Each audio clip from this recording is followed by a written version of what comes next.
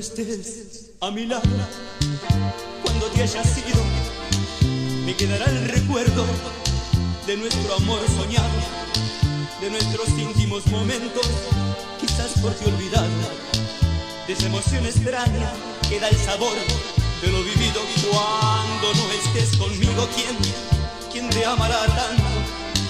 ¿Quién te dará más ternura? ¿Quién te brindará la vida? ¿Quién te llevará de la mano hacia el amor y el encanto? ¿Quién tendrá tus mismos sueños y te dirá querida? Cuando tú te vayas me habrás destrozado, se habrá muerto para mí la última esperanza, porque en ti descubrí que yo podría amar de verdad. Cuando te hayas ido, quedaré muerto en mi interior. Cuando tú te vayas me habrás destrozado, se habrá muerto para mí la última esperanza, porque en ti descubrí que yo podía amar de verdad. Cuando te hayas ido, quedaré muerto en mi interior. Y otro cuerpo que no será el mío te hará siempre suyo, penetrará en tu interior, no sé si en tu alma.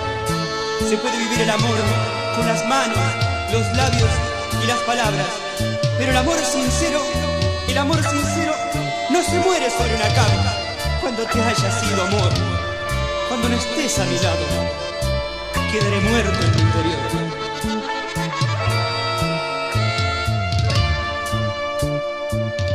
Cuando ya no estés conmigo, ¿quién te amará tanto? ¿Quién te dará más ternura? ¿Quién te brindará la vida?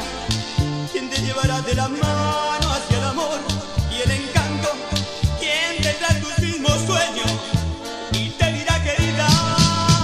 Cuando tú te vayas me habrás destrozado, se habrá muerto para mí la última esperanza, porque en ti descubrí que yo podía amar de verdad. Cuando te hayas ido, quedaré muerto en mi interior. Cuando tú te vayas me habrás destrozado, se habrá muerto para mí la última esperanza, porque en ti descubrí que yo podía amar de verdad.